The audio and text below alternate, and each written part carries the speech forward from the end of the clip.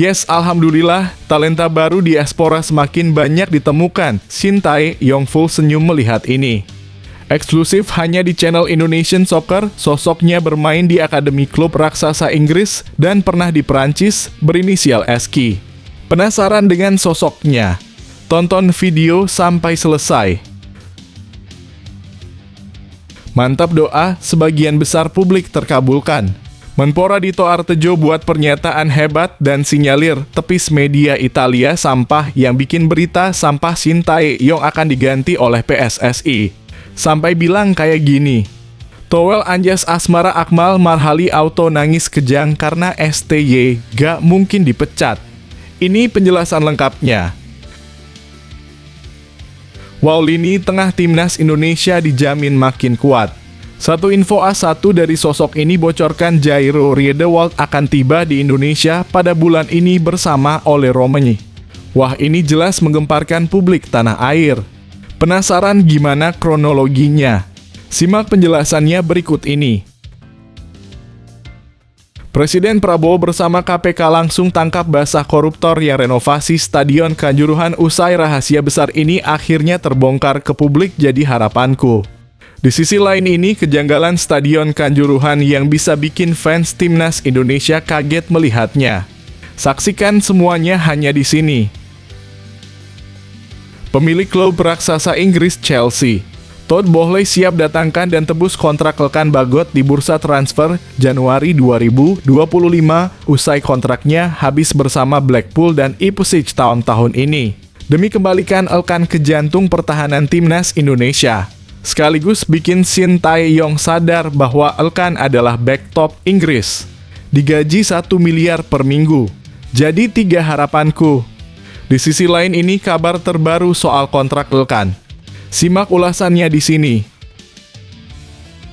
Miliano Jonathans ceritakan langkah besarnya menuju timnas Indonesia. Apakah gabung FC Utrecht jadi kunci? Gabung dengan FC Utrecht, Miliano Jonathans percaya itu langkah besar untuk karier internasionalnya. Bagaimana peluangnya untuk memperkuat timnas Indonesia? Temukan jawabannya di sini. Federasi Sepak Bola Arab Saudi putuskan pecat Hervé Renard usai Arab Saudi babak belur di Piala Teluk. Kalah lawan tim antah berantah Oman. Raja Arab langsung putuskan datangkan Park Hang-seo, mantan pelatih Vietnam asal Korea yang kemarin juga terpergok di tribun saat final Piala AFF 2024, jadi prediksiku. Di sisi lain ini kejutan menarik dari Arab. Simak detailnya berikut ini. Presiden Real Madrid Florentino Perez putuskan datangkan bek timnas Indonesia Mas Hilgers untuk memperkuat lini pertahanan agar bisa juara Liga Spanyol dan Liga Champions musim ini. Ditebus dengan harga 900 miliar. Dan jadi pemain Indonesia pertama yang main di Spanyol jadi harapanku. Di sisi lain, klub FC Twente ambil keputusan hebat tepat diberitakan tadi malam. Apakah itu? Ini ulasan lengkapnya. Bahrain gagal lagi. Banding permintaan pemindahan venue laga kontra timnas Indonesia ditolak, kini apa yang terjadi? Setelah ditolak permintaan untuk memindahkan venue laga kontra Indonesia, Bahrain semakin terpojok. Kini banding mereka yang kedua juga ditolak. Apa dampaknya bagi pertandingan ini? Apakah efek karma kejam curangi Indonesia? Begini penjelasannya. Akhirnya sadar dan waras juga, tepat diberitakan pagi ini. Pengakuan mengejutkan media Malaysia tentang performa timnas Indonesia. Gak nyangka mereka akan bilang begini. Timnas Indonesia ternyata mendapat pujian tak terduga dari media Malaysia. Apa yang membuat mereka memberikan pengakuan jujur yang mengejutkan ini? Tonton video selengkapnya di sini. Pernyataan sangat mengenaskan bek jangkung Australia Harry Souttar usai resmi divonis cedera selama 1 tahun, yang artinya untungkan timnas Indonesia. Di luar dugaan dia malah ngomong kayak gini. Penasaran? Simak videonya sampai selesai. Sebelum video kita mulai, buat kamu yang mau beli jersey Timnas Indonesia, caranya gampang banget. Kamu langsung hubungi nomor WhatsApp yang ada di gambar ini, atau bisa langsung klik link pembelian yang ada di deskripsi video ini ya. Mumpung lagi promo gratis ongkir ke seluruh Indonesia. Buruan sebelum kehabisan. Sebelum dimulai pembahasan, mohon bantuannya untuk subscribe channel ini, agar tidak ketinggalan info Timnas Indonesia. Yes, alhamdulillah, talenta baru diaspora semakin banyak ditemukan. Shin Tae-yong full senyum melihat ini. Eksklusif hanya di channel Indonesian Soccer, sosoknya bermain di akademi klub raksasa Inggris dan pernah di Perancis berinisial SK. Penasaran dengan sosoknya? Tonton video sampai selesai. Stijn Kwartfliek, pemain muda berbakat keturunan Indonesia yang lahir di Belanda pada 27 September 2005, memiliki potensi besar untuk memperkuat timnas Indonesia di masa depan. Dengan tinggi badan 179 cm dan berat 72 kg, Stijn bermain sebagai left wing back yang tidak hanya solid dalam bertahan tetapi juga agresif dalam menyerang. Meskipun usianya baru 19 tahun, ia sudah mencatatkan 3 gol dan 7 assist yang menunjukkan kemampuannya untuk berperan ganda dalam tim. Sebagai pemain muda yang menjanjikan, Stijn juga telah memiliki pengalaman berharga dengan bermain melawan tim-tim besar di level akademi seperti Manchester United Academy dan PSG Academy. Pengalaman-pengalaman ini tentu memberikan wawasan penting mengenai intensitas permainan dan standar tinggi yang harus dipenuhi di level profesional. Stijn berasal dari keluarga yang memiliki hubungan kuat dengan Indonesia, karena neneknya berasal dari Jakarta, sehingga meskipun ia lahir dan dibesarkan di Belanda, ia memiliki ikatan emosional yang mendalam dengan Indonesia. Hal ini membuka peluang besar bagi Stijn untuk mempertimbangkan membela timnas Indonesia di masa depan. Terlebih lagi, ia adalah saudara dari Sven Kwartfliek, seorang pemain muda berbakat lain yang turut menambah persaingan sehat dalam keluarga mereka untuk menunjukkan siapa yang terbaik. Dengan kemampuan dan dedikasinya, Stijn bisa menjadi pemain kunci dalam timnas Indonesia, memperkuat sektor sayap dengan kecepatan, ketajaman, dan kemampuan bertahan yang dimilikinya. Jika terus berkembang dengan baik, bukan tidak mungkin Stijn Kwartfliek akan menjadi salah satu pemain utama dalam timnas Indonesia dan berkontribusi besar dalam membawa sepak bola Indonesia ke level internasional yang lebih tinggi. Keberadaannya di timnas Indonesia bisa menjadi angin segar karena ia membawa potensi untuk menjadi bintang global yang membanggakan Indonesia, yang kini sedang dalam proses pembenahan dan pengembangan sepak bola. Mantap doa, sebagian besar publik terkabulkan. Menpora Dito Artejo buat pernyataan hebat dan sinyalir tepis media Italia sampah yang bikin berita sampah Shin Tae-yong akan diganti oleh PSSI. Sampai bilang kayak gini, Towel Anjas Asmara Akmal Marhali Auto nangis kejang karena STY gak mungkin dipecat. Ini penjelasan lengkapnya. Menpora Dito baru-baru ini mengadakan pertemuan dengan Erick Thohir. Dalam pertemuan tersebut, mereka membahas sejumlah topik penting, termasuk sinergi antara Kemenpora dan Kementerian BUMN. Namun pembicaraan mereka tidak hanya terbatas pada itu, keduanya juga sempat membahas mengenai kondisi timnas Indonesia. Ketika ditanya mengenai spekulasi terkait masa depan pelatih timnas Indonesia, Shin Tae-yong, Menpora Dito memilih untuk menunggu keputusan dari PSSI. Menurutnya, PSSI baru saja menggelar rapat komite eksekutif yang mungkin membahas hal-hal lebih rinci terkait timnas. Namun dia tidak mengetahui secara pasti apa yang dibahas dalam rapat tersebut.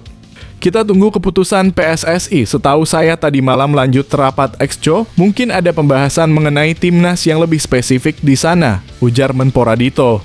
Meski demikian, Menpora Dito menegaskan bahwa pemerintah akan memberikan dukungan penuh terhadap keputusan apapun yang diambil oleh PSSI. Hal itu dilakukan demi meningkatkan prestasi timnas Indonesia yang menjadi tujuan utama semua pihak. Yang pasti pemerintah mendukung langkah apapun demi akselerasi prestasi, tegas Menpora Dito yang juga merupakan politisi dari Partai Golkar. Bagaimana menurut Anda? Apakah PSSI harus segera mengambil keputusan terkait masa depan Shin Tae-yong? Berikan pendapat Anda di kolom komentar. Wow, lini tengah timnas Indonesia dijamin makin kuat. Satu info A1 dari sosok ini bocorkan Jairo Riedewald akan tiba di Indonesia pada bulan ini bersama Ole Romani. Wah, ini jelas menggemparkan publik tanah air. Penasaran gimana kronologinya? Simak penjelasannya berikut ini. Shin Tae-yong pasti akan sangat senang jika Jairo Riedewald benar-benar menjalani proses naturalisasi dan menjadi warga negara Indonesia (WNI) dalam waktu dekat. Kehadiran Riedewald di Timnas Indonesia tentu akan memperkuat lini tengah Garuda, memberikan kedalaman dan kualitas yang sangat dibutuhkan. Kabar tentang ketertarikan Jairo Riedewald untuk membela Timnas Indonesia pertama kali dibocorkan oleh akun Instagram @pemainketurunan_id. Pada unggahan semalam, akun ini menampilkan foto Tom Haye yang sedang memegang bingkai foto berisi gambar Jairo Riedewald, disertai dengan caption "Teman saya segera datang". Ini menambah spekulasi bahwa Riedewald mungkin akan tiba di Indonesia pada Januari 2025 atau paling lambat Maret 2025. Jika Riedewald benar datang bulan ini, gelandang berusia 28 tahun ini bisa segera menjalani proses pengambilan sumpah WNI kemungkinan besar bersama oleh Romani pada Februari atau Maret 2025. Hal ini memberi peluang besar bagi Riedewald untuk bergabung dengan Timnas Indonesia dalam pertandingan penting melawan Australia dan Bahrain di kualifikasi Piala Dunia 2026 zona Asia, yang akan berlangsung pada 20 dan 25 Maret 2025. Melihat situasi saat ini, kehadiran Jairo Riedewald akan menjadi angin segar bagi Timnas Indonesia. Dalam formasi 3-4-3 yang diterapkan Shin Tae-yong, Riedewald akan dipasangkan dengan Tom Haye di lini tengah, memberikan kekuatan tambahan di sektor vital ini. Tentu saja, ini membuat kita semakin penasaran dengan kelanjutan kabar ini. Jika Jairo Riedewald benar-benar mendarat di Indonesia, peluang Timnas Indonesia untuk lolos ke Piala Dunia 2026 akan semakin terbuka lebar. Bagaimana menurut Anda? Apakah Riedewald akan menjadi kunci kesuksesan Timnas Indonesia? Jangan ragu untuk berbagi pendapat Anda di kolom komentar. Presiden Prabowo bersama KPK langsung tangkap basah koruptor yang renovasi Stadion Kanjuruhan usai rahasia besar ini akhirnya terbongkar ke publik jadi harapanku. Di sisi lain ini, kejanggalan Stadion Kanjuruhan yang bisa bikin fans Timnas Indonesia kaget melihatnya. Saksikan semuanya hanya di sini. Stadion Kanjuruhan yang baru saja menjalani renovasi, akhirnya akan segera bisa digunakan kembali. Namun hasil renovasi ini tak lepas dari sorotan tajam publik, bahkan banyak yang membandingkannya dengan stadion lain yang tampak lebih megah.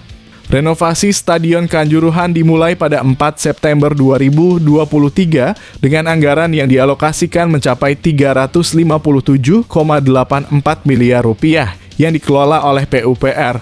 Salah satu kritik terbesar yang muncul adalah desain renovasi yang tidak memasang atap secara penuh. Hanya salah satu sisi tribune yang dipasang atap, sementara sisi lainnya tetap terbuka. Selain itu, kapasitas stadion yang hanya mampu menampung 21.603 penonton juga menjadi sorotan.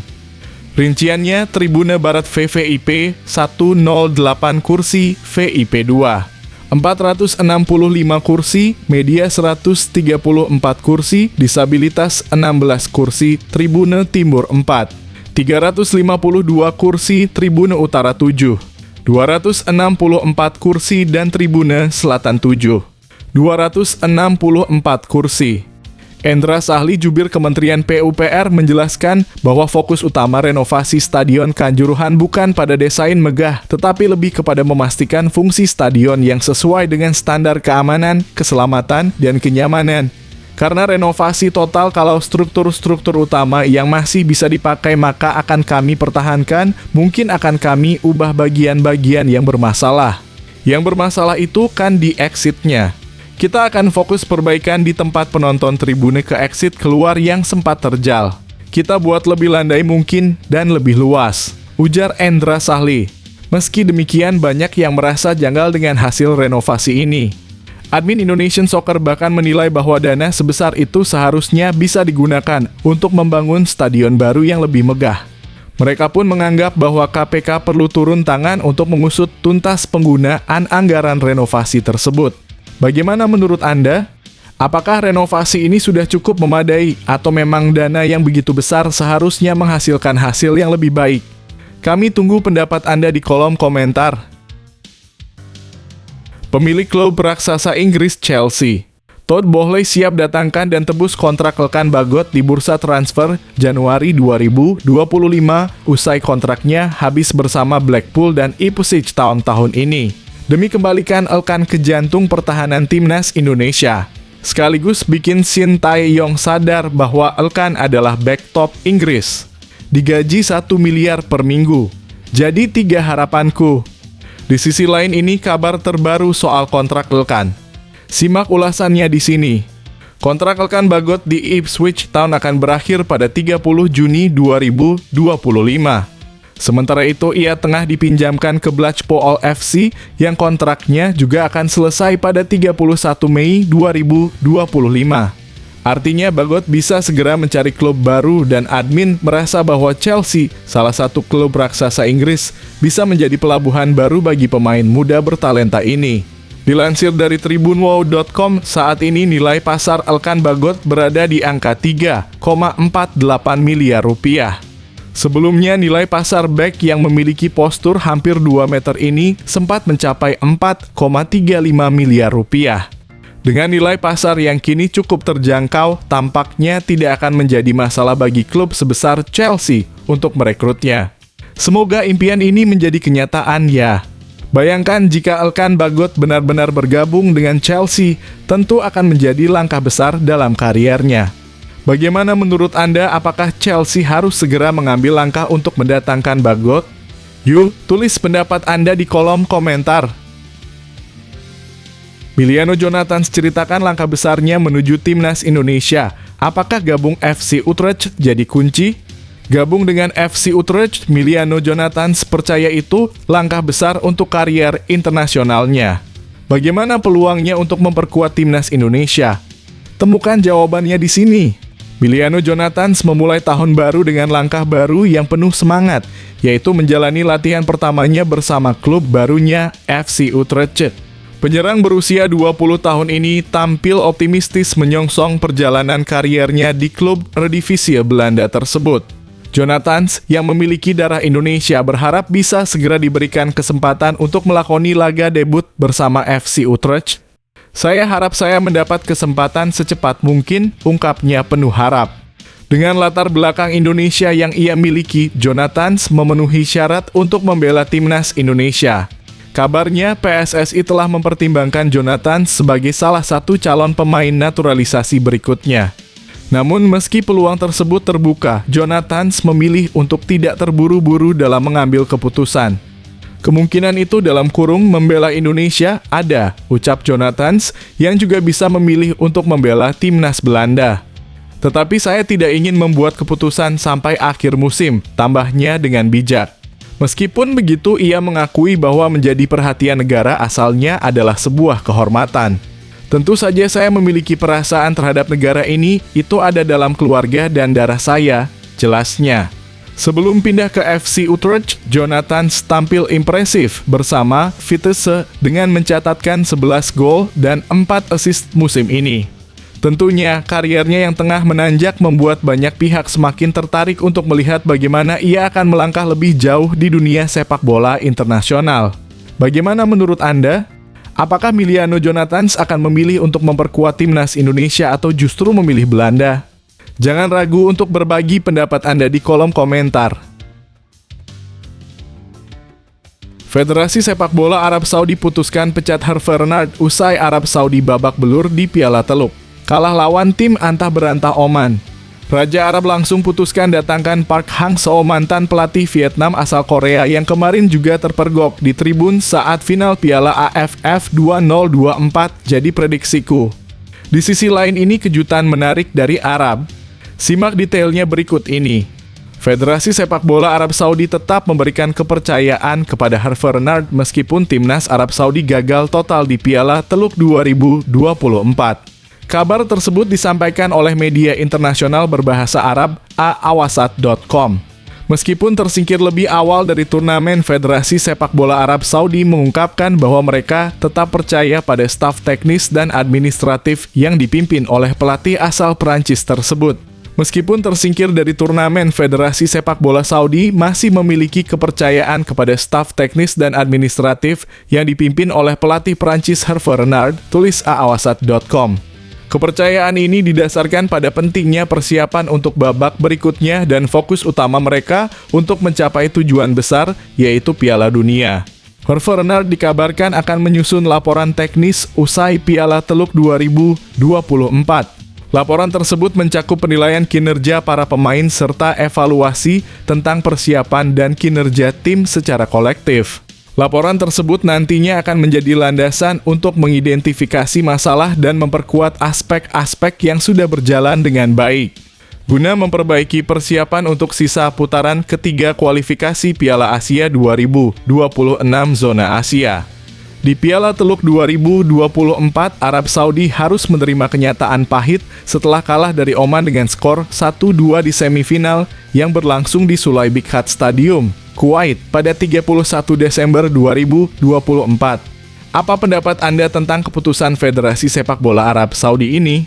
Apakah mereka sudah tepat memberi kepercayaan kepada Hervé Renard?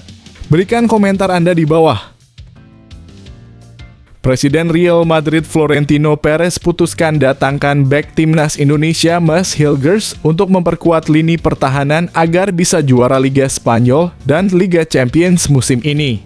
Ditebus dengan harga 900 miliar. Dan jadi pemain Indonesia pertama yang main di Spanyol jadi harapanku.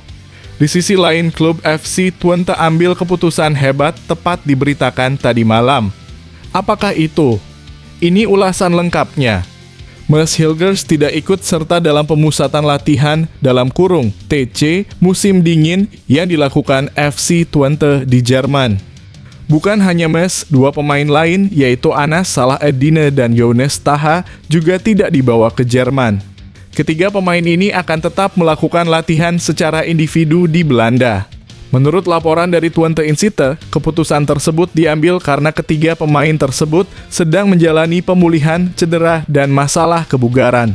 Pengamat klub FC Twente, Leon ten Voorde, juga mengonfirmasi hal tersebut, menyatakan Max Hilgers dan Anas Salah-Eddine akan tetap di Enschede untuk menjalani pemulihan. Younes Taha juga belum cukup fit untuk berpartisipasi, seperti yang dilaporkan oleh Twente Insite pada Jumat 3/1/2025. Oleh karena itu, Mas Anas dan Younes dipastikan tidak akan bergabung dalam kamp pelatihan dan tidak akan hadir dalam pertandingan persahabatan melawan Werder Bremen. Pertandingan tersebut akan digelar di Weserstadion Platz 11, Bremen, Jerman pada Minggu 5 Januari 2025. Menurut Anda, apakah ketidakhadiran mereka akan mempengaruhi performa FC Twente di sisa musim ini? Apakah Anda setuju dengan keputusan klub untuk fokus pada pemulihan mereka? Tulis pendapat Anda di kolom komentar. Bahrain gagal lagi. Banding permintaan pemindahan venue laga kontra Timnas Indonesia ditolak, kini apa yang terjadi? Setelah ditolak permintaan untuk memindahkan venue laga kontra Indonesia, Bahrain semakin terpojok. Kini banding mereka yang kedua juga ditolak. Apa dampaknya bagi pertandingan ini? Apakah efek karma kejam curangi Indonesia? Begini penjelasannya. Setelah permintaannya untuk mencari tempat netral guna melawan Timnas Indonesia ditolak mentah-mentah oleh AFC, Bahrain kembali mengalami penolakan. Kali ini mereka tidak berhasil dalam banding yang diajukan terkait sanksi yang diterima oleh penyerang berbakat mereka, Mahdi Abdul Jabbar. Sebagai informasi, Mahdi Abdul Jabbar harus absen dalam pertandingan kontra Oman di final Piala Teluk 2024 setelah menerima kartu merah dalam pertandingan melawan Kuwait.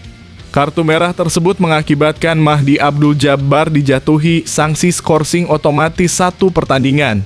Namun pihak Asosiasi Sepak Bola Bahrain tidak tinggal diam dan mengajukan banding kepada Federasi Sepak Bola Piala Teluk Arab. Sayangnya banding yang diajukan BFA tersebut harus ditolak mentah-mentah oleh AGCFF.